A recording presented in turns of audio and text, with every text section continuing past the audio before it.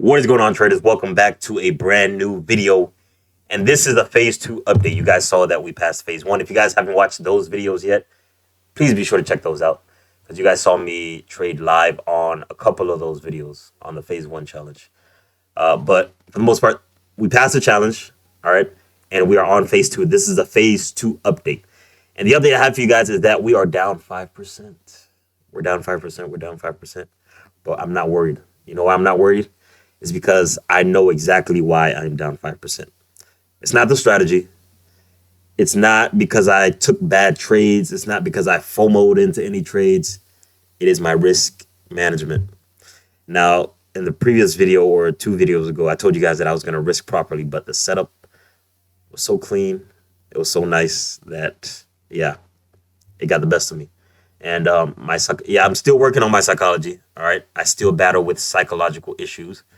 I told myself that I wasn't going to over risk, but I did. I'm going to show you guys the metrics so you guys see exactly what I'm talking about, because this may not make sense to you right now, but check this out.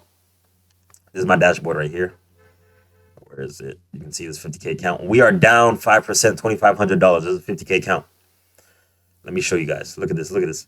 On September 28th, we lost over 3% in one trade. Or in 1 day, excuse me. We lost over 3% in 1 day. Now, I'm not a mathematician or anything like that. Yes, I have my computer science degree, but again, I'm not a mathematician. But losing 3% in 1 day, and I'm sure you guys, if you guys have been trading for a while, if you guys have any knowledge of trading, you understand that 3% in 1 day is not good. You can tell that I over risked, that I over leveraged on my account, and that's exactly what I did. That's exactly why I am down 5%. Imagine if we didn't lose this 3%, or I didn't over leverage on this one right over here on September 29th. Imagine if I risked 1% per trade. Would have been down only 2% instead of being down 5%.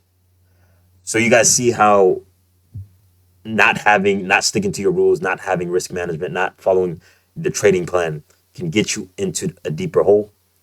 Now, from this point out, I have to not only make 5%, but I have to make an extra 5% on top of that. Because again, we're on phase 2, which means that I had to make 5%, which means that I have to make 5%. And now because we are in drawdown, I have to make an extra 5% on top of that. So we have to make 10%. All right. Now I do have unlimited days, and I'm going to make sure I use up. Well, I can't use up unlimited days, but I'm going to make sure I make the most of the unlimited time that I have. I'm going to take the best quality setups ever. I'm definitely not giving up on this challenge. I am not giving up on this challenge. I've come too far to give up. All right.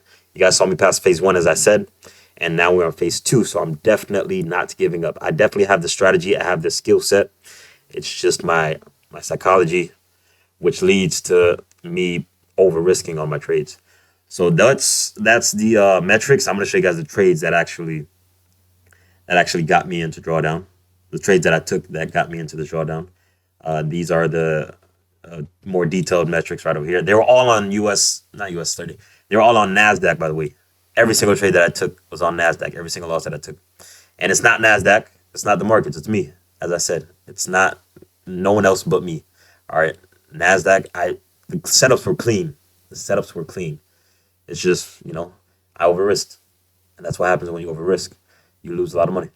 So let's go ahead and get into the trades that I took. I think most of them were on a 2-minute time frame. And before you guys say, oh, you're trading low time frames, I can trade either way. I can scalp, I can intraday, I can swing. It's all the same thing. All right. I've got years of experience in the markets. I've seen it all. Not to say that I've mastered the markets, but I have mastered my strategy. I have mastered my setups. All right. I don't force trades anymore. I don't take trades that are not my setup. So yeah. Now, this was, as I said, the 2-minute time frame, but I'm going to show you the structure really quickly. You guys can see that NASDAQ was first in a range. Well, according to my charts, NASDAQ was in a range, and we just saw bearish pressure at this point. Bearish pressure was continuing. But within this space right over here, we were in a range. And I just want to continue with the bearish pressure, continue following the trend.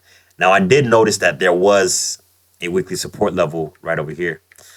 But I expected I expected the trend to hold and for it to break through this weekly support level and to continue to the downside.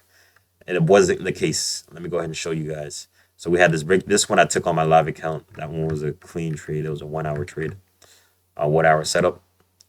Let's go ahead. This was a 2 minute, as I said before. So this was the B setup for me. I'm not in the trade yet. Not in the trade yet. I still have to wait for a break below this. There we go with the break, and I put a sell limit at that point. Then I got tapped in. Now this trade did look really good at first. It was really good. We got nice rejections to the upside, which showed that price potentially wanted to continue down. But for the most part, price just wasn't having it. You see these bearish candles. I was expecting price to tank, but it wasn't the case. Then I continued to look for a setup, and I got a second setup, a second B setup. It was so clean. You can see the strong bearish pressure, And then price tapped me in. This one didn't even really reject at all. This one just shot straight through my stop loss. And then price just ultimately went back into the range. So price is back into the range. Those were the first 2 trades, and I took another one. Price came back into the range.